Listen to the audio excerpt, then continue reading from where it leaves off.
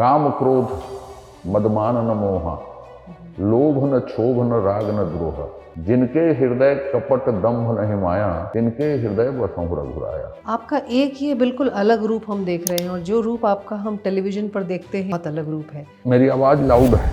विधानसभा तो हम लोगों का फोरम है। पिछली सरकार में आपने जो शराबबंदी है उसके काफ़ी अगुवाई करते थे कि वो होना चाहिए, लेकिन अभी एक जो ऐप आया है। मैं व्यक्तिगत तौर पे शराब को जब तक चोटी में झंडा नहीं लहराएंगे तब तक जीत मानी नहीं जाती। आई थिंक आप एक फैसला हमें भी याद आता है कि आपने एक दिन में शायद 3 यूनिवर्सिटी बनी थी। मैं उच्च शिक्षा मंत्री था। छत्तीसगढ़ को पहले पता लगा कि GR होता क्या है। 2019 में भी आपने जीत अर्जित की थी, 2023 में भी आप जीते, लेकिन फिर भी आप मंत्री नहीं बनाए गए। मैं सफाई नहीं देता कभी। मेरी आलोचना मैंने आज तक सुनी नहीं।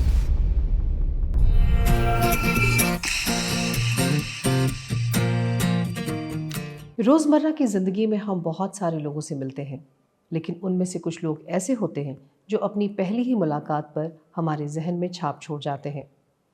यूज़ेड के पॉडकास्ट के आज के मेहमान, उनसे हमारी मुलाकात कुछ सालों पहले हुई थी और जिस तरह से वो नपे तुले शब्दों में अपनी बात को बहुत स्पष्टता, पारदर्शिता और मजबूती से कह रहे थे, वो आज भी हमारे जहन में ताज़ा है।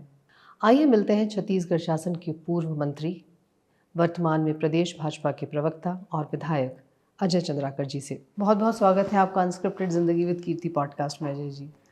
सबसे पहले तो आपको बहुत धन्यवाद देंगे कि आपने इस प्रोग्राम में आने के लिए, इस पॉडकास्ट में आने के लिए अपना समय दिया। आप कुरुद के में बहुत एक संपन्न परिवार से आते हैं आप, और हालांकि आपके घर में दूर दूर तक कोई भी राजनीतिक पृष्ठभूमि नहीं रही है, लेकिन फिर भी आप राजनीति में आए। तो क्या बचपन में ही आपने तय कर लिया था, क्योंकि जो आपका व्यक्तित्व आज है वो बिल्कुल एक पॉलिटिक्स के लिए बिल्कुल फिट बैठता है, तो क्या बचपन में आपने तय कर लिया था कि आप पॉलिटिक्स में आएंगे, या कैसे एंट्री हुई आपकी पॉलिटिक्स में?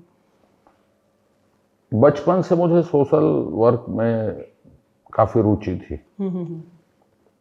और मैं जिस इलाके में रहता हूँ जी, वो RSS के लोगों का गढ़ है। अब उतने स्वयंसेवक नहीं रहे, लेकिन पहले तो हर घर में लोग थे जी। घटनाएं कुछ ऐसी हुई कि जो बड़े नेता थे, एक आध दिवंगत हो गए, एक आध लोगों ने दल बदल लिया, वो व्यक्तियों में क्रिएट हो गया। लोगों ने कहा कि इनको आगे करते हैं, पार्टी ने अवसर भी दे दिया, तो चुनावी राजनीति में आ गया। उससे पहले कार्यकर्ता के तौर पे मैं काम करता था। मतलब छात्र जीवन से आप बिल्कुल राजनीति में पूर्व में 1984 में कॉलेज खुला तो पहला चुनाव ABP के बैनर पे ही अपन लोगों ने लड़ा था। हालांकि मैं पास आउट हो चुका था दूसरी जगह से, लेकिन कुरुद में ABP के बैनर से ही चुनाव लड़ा था। मतलब अगर ये कहा जाए तो कि प्रकृति ने ही एक तरीके से एक वैक्यूम क्रिएट किया और आपके सामने परिस्थितियां बनती गईं और आप राजनीति में आए। आपने हिंदी साहित्य में MA किया है और आपने आई थिंक विष्णु प्रभाकर जी के प्ले पर आपने शोध भी स्टार्ट किया था, लेकिन राजनीति की गतिविधियों के कारण आपने छोड़ा। आपने उन्हीं को क्यों चुना था? क्योंकि उनके बारे में जितनी हमें जानकारी है, वो राष्ट्रवाद और देशभक्ति और सोशल अपलिफ्टमेंट के जो इश्यूज थे वो उनके प्लेज में वो मैसेजेस होते थे। तो आपका रुझान क्या बचपन से इस तरफ था? मेरे घर के सामने की जगह को नाटक चौड़ी बोलते हैं। अच्छा, वहाँ नाटक होता है? गांव में जब रामलीला होती थी दशहरे में, मेरे घर के सामने ही होती थी। जब मैं सोशल वर्क में था तो हम लोगों की एक कंपनी थी, अभिव्यक्ति कला मंच कुरुद। अच्छा। हम लोग अखिल भारतीय नाट्य स्पर्धा में भी भाग लेने गए अपनी टीम के साथ। तो अभी भी मुझे यदि थिएटर देखने करने का मौका मिले तो बहुत अच्छा लगेगा। आपको लगता है कि वो समाज को कुछ पॉजिटिव सकारात्मक मैसेज देते हैं? एक्सपोजर बहुत अच्छा है, कॉन्फिडेंस बहुत अच्छा आता है। तो वो एक जबरदस्त चीज है मेरे लिए। और ये राजनीति में व्यस्तता इतनी बढ़ी कि मैं अपने पठन पाठन को पूरा नहीं कर पाया। डिग्री को या डॉक्टरेट को पूरा नहीं, डिग्री तो हो गई, डॉक्टरेट को पूरा नहीं कर पाया। वो नहीं पढ़ पाए तो अभी उसको दूसरे माध्यम से पूरा करने की बिल्कुल कोशिश करते बिल्कुल, हैं। क्योंकि आपकी लाइब्रेरी हमने देखी है, मतलब अथाह, जैसे कहते हैं ना, एक सागर की तरह किताबें आपके पास रखी हुई हैं। नहीं नहीं, कुछ नहीं है ऐसे और ही है। ऐसा भी किताबों के बारे में अक्सर ऐसा कहा जाता है कि किताबें आपको नहीं आप किताबों को नहीं चुनते हैं, किताबें आपको चुनती हैं। इस मामले में आप क्या कहना चाहेंगे? नहीं नहीं, ऐसा नहीं है। बस मेरे घर की पृष्ठभूमि देखेंगे तो मैं सबसे कम पढ़ा लिखा हूँ। अच्छा। सारे लोग, 2-3 लोग पीएचडी हैं, 2-3 लोग एमबीबीएस रहे। हम्म। तो डिग्री के मामले में मैं तुम्हें सबसे कमजोर आदमी हूँ, ये मान ले, एकेडमिक लेकिन बैकग्राउंड। डिग्री और एक नॉलेज, आई थिंक इन दोनों का कॉम्बिनेशन बस अलग है। ऐसा है कि विरासत में मिली एक पढ़ने लिखने की जो आदत है, वो जी। पृष्ठभूमि रही। बचपन से काफ़ी पत्र पत्रिकाएं घर में आती थी, और बहुत सारे लोगों की किताबें संग्रहित थी वहाँ। अब देखते देखते नहीं मालूम कब ऐसी रुचि हुई तो आप भी पढ़ने लगे। मैं भी थोड़ा बहुत पढ़ लेता हूँ। जी। अगर हिंदी साहित्य की बात करें, आपने एमए किया है, लेकिन आज भी भारत में अगर हम देखें, हालांकि अब तो बहुत अच्छी सिचुएशन है, कंडीशन है कि हिंदी बहुत सुधर रही है, फिर भी हिंदी और हिंदी साहित्य अभी भी संघर्ष कर रहे हैं। आपको क्या इसकी वजह लगती है, और कैसे इसे, एक होता है ना आम मन में या आम जन में, इसके प्रति जागरूकता लाई जाए? इसके लिए राजनीति दोषी है, सही कहा जाए तो। अच्छा, वो कैसे? और हिंदी को एक देश की एक भाषा होनी चाहिए, वो बन नहीं पाई है। आज भी बड़े प्रकाशन, बड़ी चीज़ें अंग्रेजी में आ रही हैं। लोग कॉन्वेंट में पढ़ाना ज़्यादा पसंद कर रहे हैं। तो जो बच्चे निकल रहे हैं उन्हें हिंदी जानते न अंग्रेजी जानते। तो स्टेटस सिंबल हो गया है कि हम अंग्रेजी जानते हैं, और उससे आगे कुछ नहीं जानते। जी। तो किस तरह से आपको लगता है कि ये एक खाई भरी जा सकती है और हिंदी के संघर्ष को कुछ कम किया जा सकता है? हिंदी कभी खत्म हुई नहीं है, न कभी कोई खतरा है, न रहेगा। ये प्रतिष्ठित है, प्रतिष्ठित रहेगी। और जनमानस की भाषा, लोक संपर्क की भाषा, लोग लाख आलोचना कर लें, हिंदी ही बनी है, हिंदी ही बनेगी और आगे बनी रहेगी।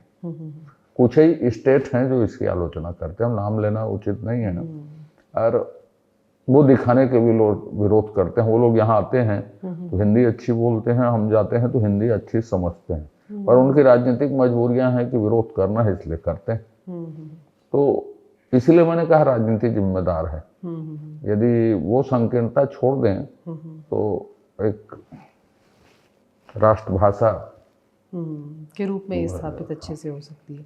आप राजनीति में हैं, और आप जिस तरह का आपका व्यक्तित्व है कि आप बहुत स्पष्ट बोलते हैं, खुला बोलते हैं, मजबूती से बोलते हैं, पारदर्शिता के साथ बोलते हैं, तो ये जो आपकी पर्सनालिटी का एस्पेक्ट है, ये बचपन से था या राजनीति में आने के बाद आपने इसको और तराशा? क्योंकि कहा जाता है गुण कितना भी जन्मजात हो, लेकिन उसको तराशना तो पड़ता है। मुझे लगता है कि जो मौलिकता है उसको बदलना नहीं चाहिए। मेरी पहचान इसी में है, यदि तो अच्छी बात है, और मैं अपने पहचान को खोना भी नहीं चाहूँगा। बस उसको सकारात्मक अर्थों में लोगों को देखना और समझना चाहिए। नहीं, आपने अपने आप को तैयार किया क्या, कि आपने बिल्कुल तराशा? बिल्कुल बिल्कुल। किस बिल्कुल। तरह से तराशा आपने?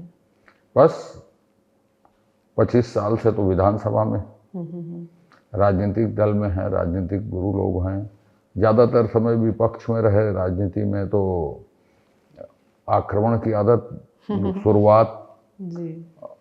जो प्रशिक्षण रहा वो विपक्ष का रहा, तो उसमें ज़्यादा बेबाकी से बोलना पसंद किया जाता था। धीरे धीरे लगने लगा कि हाँ साहब ये आदत हो गई।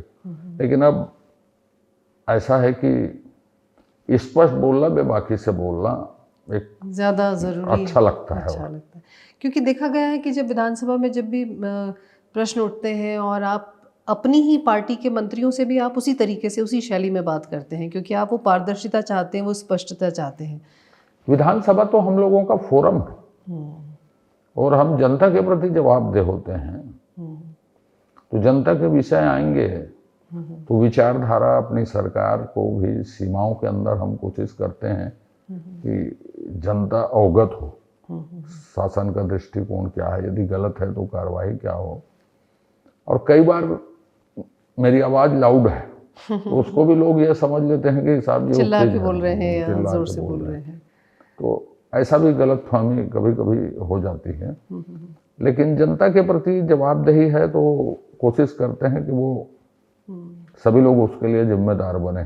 जी, आपको लगता है कि आपका जो ये नेचर है या स्वभाव है या व्यक्तित्व है, ये कभी राजनीति में इसका कभी नकारात्मक इसका असर हुआ हो?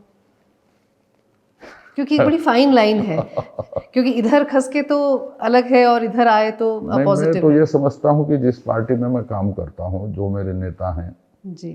सब जानते हैं कि मैं कैसा हूँ, इसलिए मुझे तकलीफ नहीं होती। और जिसको तकलीफ होगी तो मैं क्या कर सकता हूँ। मैं इंटेंशनली पूर्वाग्रह से किसी को अपमानित करने की कोशिश, हिमलेट करने की कोशिश नहीं करता। आदत में नहीं है, स्वभाव में नहीं है, संस्कार में नहीं है। तो अब कोई अदरवाइज उसके बाद भी ले ले तो क्या कर लोगे।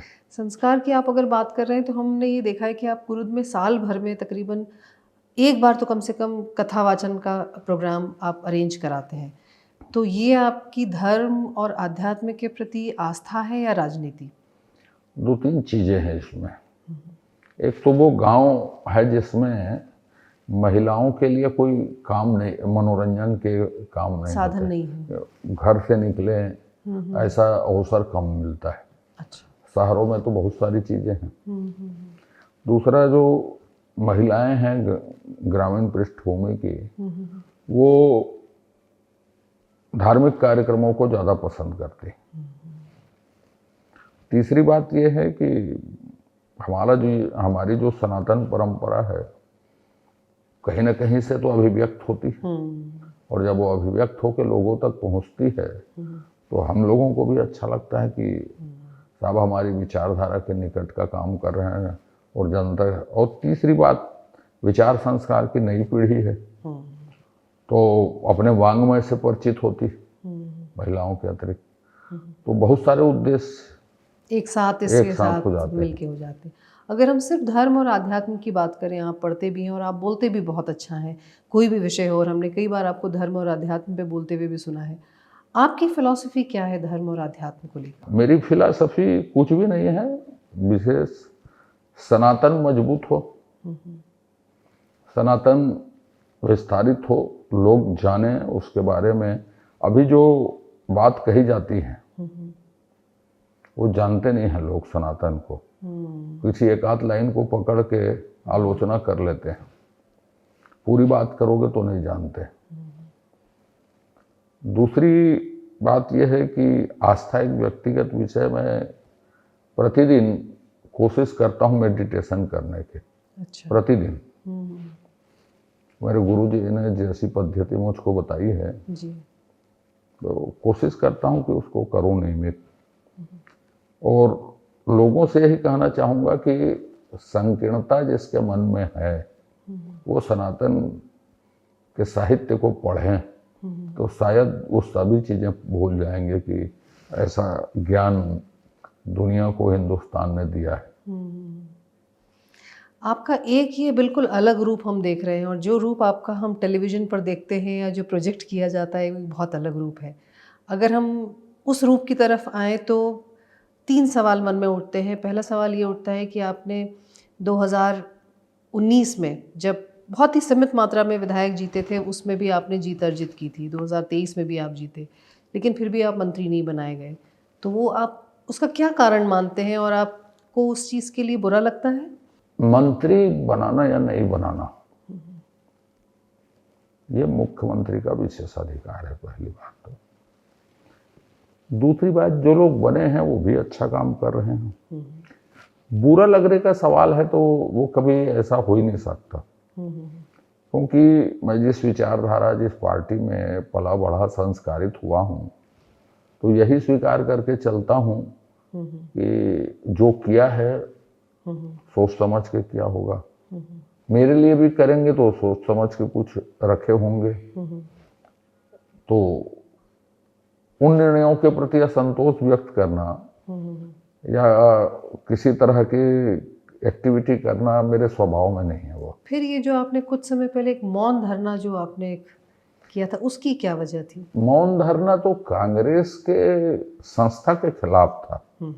कुरुद नगर पंचायत धमतरी जिला में कुछ ऐसी घटनाएं दोनों कांग्रेस शासित संस्थाओं में हो रही थी, जिसको मैंने कहा प्रशासन को, शासित लोगों को कहा, लेकिन खुले तौर पर गड़बड़ कर रहे थे। और मैं अपनी सीमाएं जानता था कि सत्तारूढ़ दल के आदमी होने से तो बस इंडिकेशन था एक कि साहब इसमें। और माननीय मुख्यमंत्री जी ने कहा जी। जो चर्चा हुई तो मैंने कहा ठीक है, मैं तो अनुशासित आदमी हूँ, कोई भी ऐसी स्थिति नहीं पैदा करेंगे जिसमें लगे कि साहब आप कोई भी आदमी असुविधा महसूस कर रहा हो। तो ये एक तरीका था आपका कि आप एक अच्छे तरीके से, एक बड़े साधारण तरीके से अपनी बात को आप शासन तक रखना चाह रहे थे। लेकिन लूटपाट तो उससे बंद हुई, जो गलत काम कर रहे थे उसमें अभी तो अंकुश लगा है थोड़ा सा। अंकुश की अगर बात करें तो पिछली सरकार में आपने जो शराबबंदी है उसके आप काफ़ी अगुवाई करते थे कि वो होना चाहिए, लेकिन अभी एक जो ऐप आया है वो आप क्या कहना चाहेंगे फिर? शराबबंदी के बारे में तत्कालीन शासन कांग्रेस पार्टी ने बातचीत की थी। मैं व्यक्तिगत तौर पे शराब को ये समझता हूं कि, या नशे को, कि ये व्यक्तिगत विषय है और इसके लिए जागरूकता और इसके लिए सामाजिक कार्य से दूर किया जा सकता है। आज तक गुजरात हो या बिहार हो, जहाँ शराबबंदी की बात करते हैं, रोज घटनाएं दुर्घटनाएं होती हैं। तो कानून के बल पे समाज सुधार नहीं होता, ये तो जनता में जागरूकता होनी चाहिए, जागरूकता से ही होगा। और ऐप का जहाँ तक सवाल है, मैंने कहा था कि इससे नकली चीजें रुकेंगी और लोगों को पता चलेगा क्या सिचुएशन है, कहाँ कैसे, और ट्रांसपेरेंसी भी आएगी। इसके अतिरिक्त और कोई उद्देश्य होगा शासन का तो मैं नहीं जानता। जो मुझे समझ में आया वो इतना ही समझ में आया। आज जिस तरह से पॉलिटिक्स के लिए जो क्रेज़ है युवाओं में बहुत बढ़ रहा है, लेकिन राजनीति आजकल दो तरीके से होती है। सोशल मीडिया पर होती है जहाँ पर कि सिर्फ अपना व्यूज़ बढ़ाना है, पोस्टर्स चल रहे हैं, अपनी वॉल पर अलग अलग क्रिएटिव्स चल रहे हैं। दूसरी राजनीति की अगर हम बात करें तो बिल्कुल ज़मीनी तौर पर जाकर जनता के बीच उनकी समस्याएं सुनकर के आप राजनीति करें। तो जो युवा आना चाहते हैं उनको आप क्या बताएंगे कि किस तरह की तैयारी के साथ आना चाहिए और क्या उनको राजनीति में करना चाहिए? आप सिर्फ समाचार पत्रों में हैं या सोशल मीडिया, प्रिंट मीडिया, जिसमें भी हैं, तो वहीं तक सीमित रहेंगे। जो बड़ी लड़ाई होती है ना, कोई भी कि जितना हवाई हमला कर लें, जल सेना जितनी घेरेबंदी कर लें, जब तक चोटी में झंडा नहीं लहराएंगे तब तक जीत मानी नहीं जाती। तो हवाई फायर से निशानेबाज नहीं बन सकते आप। जमीनी लड़ाई तो लड़नी पड़ेगी। हवाई चीज़ों से आप लंबी राजनीति नहीं कर सकते, गुब्बारा फूट जाता है जल्दी। और यदि आप में जमीनी आत्मविश्वास है तो आपके तेवर, आपके सोच, आपके विचार, आपके कार्य और आपकी विश्वसनीयता, ये सब दूसरी होगी। बॉडी लैंग्वेज दूसरा होगा। हवाई चीज़ों में बॉडी लैंग्वेज दूसरी होती। आप छत्तीसगढ़ शासन में पहले आप मंत्री भी रहे और आपने हेल्थ मिनिस्ट्री से लेकर हायर एजुकेशन, पंचायत राज, बहुत सारे विभागों को आपने देखा। आपको ऐसी कौन सी योजनाएं लगती हैं कि जिन योजनाओं के ज़रिए आपने छत्तीसगढ़ में एक क्रांतिकारी बदलाव लाया हो और यह आपको लगता हो कि ये काम मेरी सबसे बड़ी उपलब्धि रही? रमन सिंह जी की सरकार में मैं उच्च शिक्षा मंत्री था जी। तो छत्तीसगढ़ को पहले पता लगा कि GR होता क्या है, ग्रास एनरोलमेंट। जी जी जी। जब हम निकलवाए तो 1.5-2% था। आज छत्तीसगढ़ 30% से ऊपर में जा रहा है उन कोशिशों के बावजूद। गरीबी उन्मूलन के कार्यक्रम थे SJSY के, तो ऐसे शिक्षा में अनबैलेंसेस खत्म हुए, हायर एजुकेशन में, तकनीकी शिक्षा में। आई थिंक आप एक फैसला हमें भी याद आता है कि आपने एक दिन में शायद 3 तीन यूनिवर्सिटीज को यूनिवर्सिटी बनी आपने थी। जी कुशाभाऊ ठाकरे जनसंचार यूनिवर्सिटी, मैं सोचता हूँ वहीं से आप डॉक्टरेट हैं। जी विवेकानंद तकनीकी विश्वविद्यालय और पंडित सुंदरलाल शर्मा ओपन यूनिवर्सिटी, तीनों डिफरेंट थी। मैं नहीं सोचता कि आज़ाद हिंदुस्तान में किसी भी हाउस में एक दिन में 3 यूनिवर्सिटी लेजिस्लेट हुई हो। छत्तीसगढ़ में ये निर्णय भाजपा की सरकार ने लिया कि उच्च शिक्षा में किसी भी तरह के असंतुलन को दूर करेंगे, क्षेत्रीय असंतुलन को दूर करेंगे। तो तकनीकी शिक्षा में करेंगे। तो इतनी सारी संस्थाएं बनाई, इतनी सारी चीजें लाई कि आज उन संस्थाओं के कारण छत्तीसगढ़ का चेहरा बदल गया। अभी आने वाले समय में आप क्या देखते हैं कि छत्तीसगढ़ में अभी, क्योंकि ग्रोथ का तो कोई पैरामीटर नहीं है, आप कितनी भी ग्रोथ कर सकते हैं, प्रोग्रेस कर सकते हैं। अभी आपको क्या लगता है कि छत्तीसगढ़ में और किन क्षेत्रों में अभी प्रोग्रेस की ज़रूरत है और किन तरफ ध्यान देने की ज़रूरत है? छत्तीसगढ़ में जितनी समस्याएं मुझको दिखती हैं अलग अलग तरह की, चाहे वो नक्सली हों, चाहे और किसी भी तरह की समस्याएं दिखें, हर आदमी को तैयार करना है, स्किल डेवलपमेंट, एजुकेटेड करना और एक सक्षम मानव संसाधन छत्तीसगढ़ में बने। हमारा दृष्टिकोण किसी घटना में, किसी विषय में स्पष्ट हो, तो मैं सोचता हूं कि छत्तीसगढ़ आप एक विकसित राज्य बन जाएगा। इतने संसाधन छत्तीसगढ़ में हैं, लेकिन वो संसाधन नीचे तक नहीं पहुंच रहे हैं। उनमें काम करने वाले बाहर के लोग आते हैं, उपभोग करने बाहर के लोग आते हैं, ठीक है, राष्ट्र के लोग हैं, लेकिन यदि यहाँ के मानव संसाधन को तैयार कर दिया जाए तो मुझे लगता है कि छत्तीसगढ़ के लोगों की भागीदारी बढ़ेगी तो बहुत सारी समस्याएं आप ही आप दूर हो जाएंगे। आप इतना पढ़ते लिखते हैं और धर्म और आध्यात्म के प्रति भी आपने बताया कि आपकी क्या विचार है। आप ऐसी कोई 3 किताबें बता सकते हैं जो हर भारतीय को ज़रूर पढ़ना चाहिए अपने लाइफ टाइम? रामचरितमानस को जरूर पढ़ना चाहिए।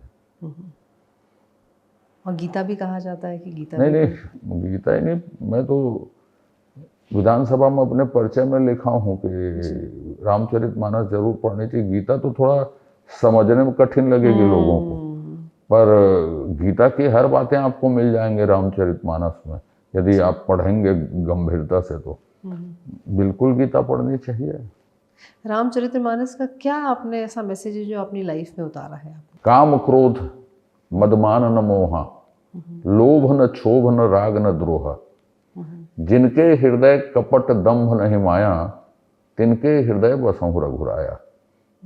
मैंने इतने सारे अवगुणों से यदि आप मुक्त होते हैं तो उस भगवान से आपके साक्षात्कार आप ही आप हो सकते हैं। भारतीय दर्शन की आत्मा है लाइन रामचरितमानस की, यही तो कहता है भारतीय दर्शन। और जब आप खुद से मिल लेंगे तो मतलब आप भगवान से मिल लेंगे, यही चीज़ है। और सब लोग बोलते हैं जी, भगवान अंदर ही है, अंदर आप ही खोजो है। वहीं। आप राजनीति में हैं और इतने लंबे समय से हैं, तो आपकी जो परिवार है उनको, क्योंकि आपने खुद ने भी ये चीज़ देखी नहीं अपने परिवार में कि किस तरह से सामंजस्य बैठाया जाता है एक राजनीतिक अपने परिवार के साथ। आपको क्या लगता है कि आपके एक बेटे भी हैं और आपकी पत्नी भी हैं, वो किस तरह से सामंजस्य बैठाते हैं आपके साथ? बेटा तो पढ़ के निकला है, जी वकालत करने जाता है अभी। जी। पत्नी को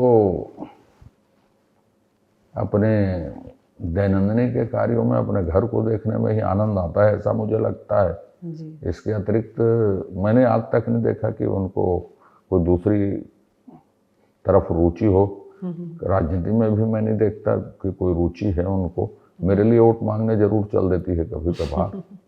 और बाकी अपने दैनंदिनी के बाद जितना समय मिलता है जी घर परिवार मित्रों के लिए ही है। जी। तो आपको लगता है कि एक बहुत जैसे एक व्यवस्थित घर की व्यवस्था है तो वो आपको संबल देती है कि आप राजनीति में वो आपको आगे बढ़ने के अब लिए आदत प्रेरित में आ करती है? गई है बहुत और साल हो लोगों ने गए भी हैं। स्वीकार कर लिया कि मिस्टर अजय चंद्राकर के इसी दिनचर्या के साथ स्वीकार करना है उनको। जी। दिनचर्या की बात करें तो आप बहुत अपने डाइट को लेकर, अपने खाने को लेकर, समय को लेकर के बहुत पंक्चुअल हैं और आई थिंक आप 6 बजे खाना डिनर कर लेते हैं अपना। तो ये शुरू से रहा या आपने इसको नहीं, डेवलप अभी किया? मैं 6-7 बजे यानी 5 से 6 के बीच खाने का जो डिनर का प्रोग्राम शुरू किया वो 4-5 साल से। जी। उससे पहले 10 बजे रात के पहले खा लेता था। बाकी दिनचर्या में प्रतिबद्ध रहने से हर काम के लिए समय मिल जाता है मुझको। मेरे पास मतलब ये कहें कि समय नहीं है ये मैं नहीं बोल सकता। व्यवस्थित जीवन हर चीज के लिए थोड़ा थोड़ा समय निकल ही जाता है। तो ये इसका एक बहुत बड़ा एडवांटेज है।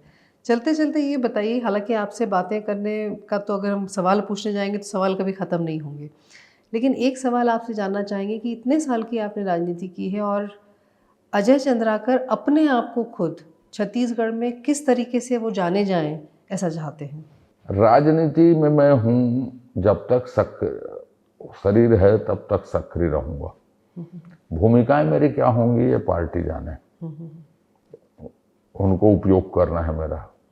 और समाज के जीवन में मुझे सक्रिय रहना है। याद करने का जहाँ तक सवाल है तो समाज के लोग कहें, पार्टी कहे, लोग कहें कि साहब इस आदमी के नहीं रहने से यहाँ पे शून्यता पैदा हो गई, इतना काफ़ी है मेरे लिए। कोई इससे ज़्यादा की इच्छा नहीं है।